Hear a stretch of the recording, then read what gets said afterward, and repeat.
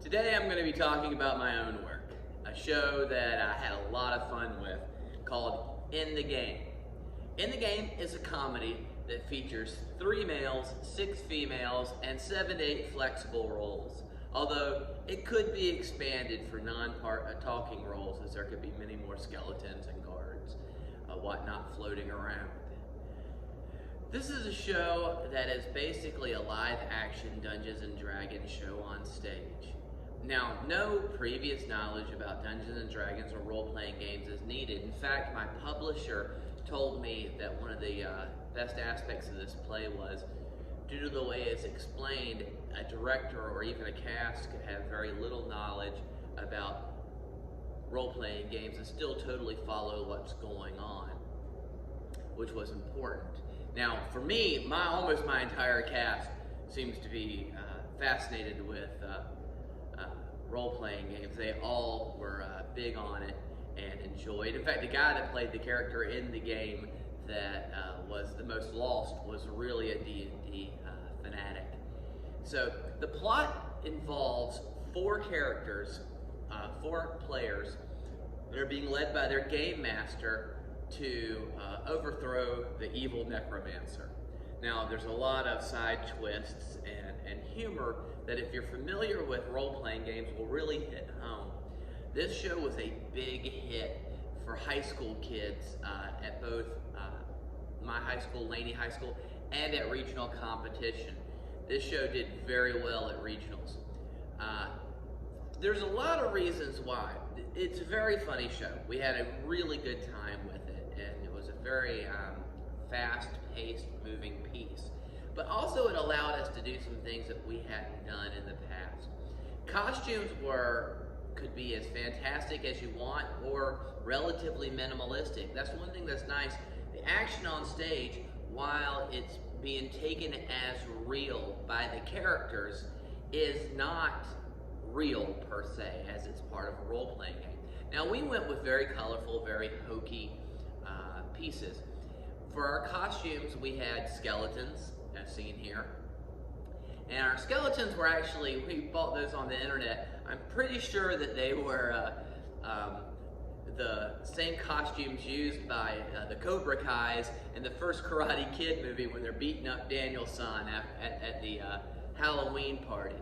And they worked perfectly. We also have a necromancer, a queen, a beautiful maiden, and of course our main characters who were all in medieval attire. All of those costumes were a lot of fun and very colorful, and we had a good time. Now, I will say, and I'm going to get into Kovacs, my ogre, in a minute. My ogre was a booger to try to costume. Hiram Van Slyke, who played Kovacs, or Matt in the show, who was absolutely spectacular, is about 6'7" and about 275 pounds. It made him the absolute perfect ogre. But costuming him was a beast.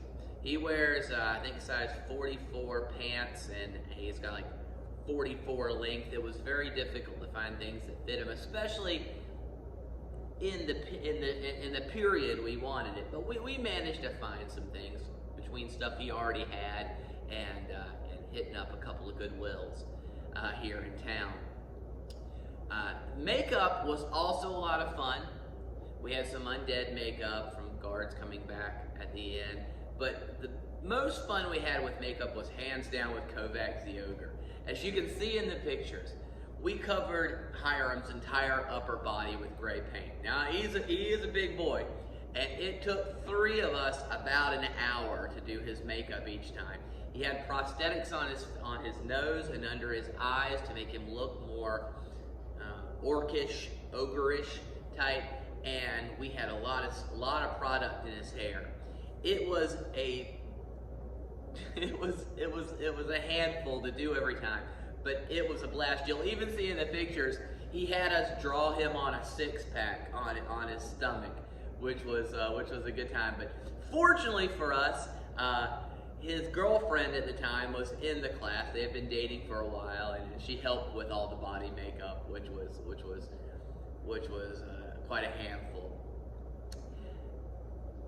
The show also, the set for the show, we decided to go with flats that switched from outdoors, which the first scenes were outdoors, and then the same flats switched around to have a castle. We had 2 sets of flats for all of our different scenes, and they halfway through the show that we had to switch flats.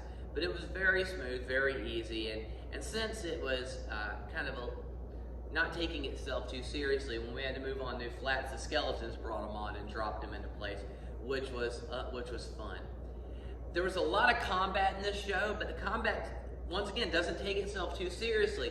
We used foam swords and really over-the-top choreography. It was very fast-paced. We also have spells and sound effects going off. It was a really good time. The characters, though, are what makes this show. Of course, we talked about Kovacs, Matt. He is your typical gung-ho, bloodthirsty, evil character, but doesn't take the whole game too seriously. His girlfriend, Chelsea, has been duped into playing the cleric, a role that most people don't want to play. And she kind of grumbles and complains about it, but she's there because she takes her boyfriend and is a part of the group. The third character, and if you've played these games, you have played with someone like this, is Chad. And Chad takes his role-playing very seriously, which he gets on everyone's nerves, but he is very determined to be called by his character's name. He speaks in kind of an old English tone, and is always at odds with the new character in the game, Eddie. Eddie has never played before, and you get a lot of the show's, a lot of Dungeons and Dragons rules through Eddie. Eddie is clueless, and he is playing a sorcerer, which he has named Beefnuts. And Chad is endlessly vexed by Beefnuts the sorcerer. Beefnuts, also knowing nothing about spells, has picked some of the worst spells ever thought of in this genre, and he does a wonderful job of making these horrible spells work throughout the show. And these spells that were laughed at by Kovacs and Chad early on end up saving the day in the mission, which is a lot of fun. There are also everyone else. Well, there's Alex, the dungeon master. Alex is the serious guide throughout the show, and he comes on kind of break the fourth wall and to stop the action to explain what's going on several times. Every other character in the show is an NPC or non-player character, and they are all very stereotypical and very one-dimensional. You have the beautiful maiden, the evil necromancer, the queen, the guards that all don't like Kovacs because he's an ogre. You have witches. All of these characters have very colorful costumes, very big personalities, but they're one-dimensional.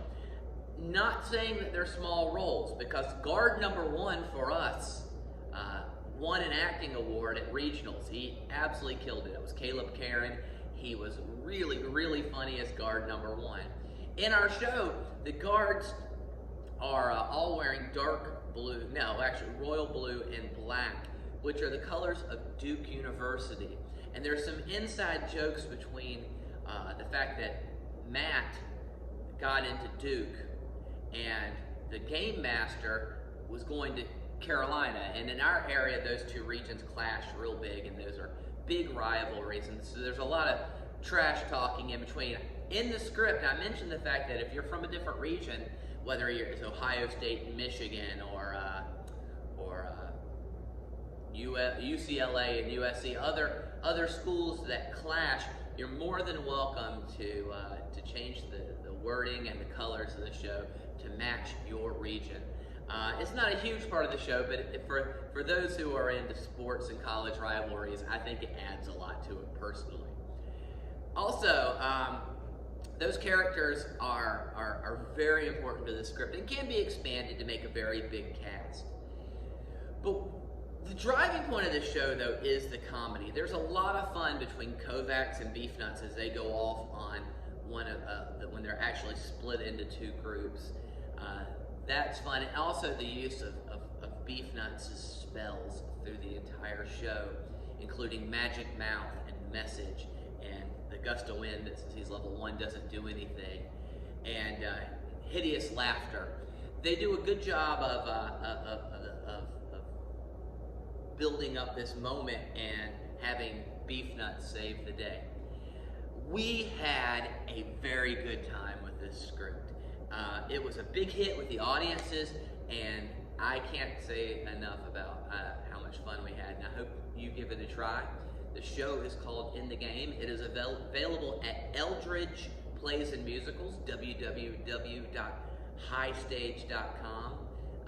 Fantastic company, and this show is a good time. So if you have any questions about it, please email me at leftlegforward@gmail.com, and I'd be happy to answer it. Also check out my website at brenthollandplays.com.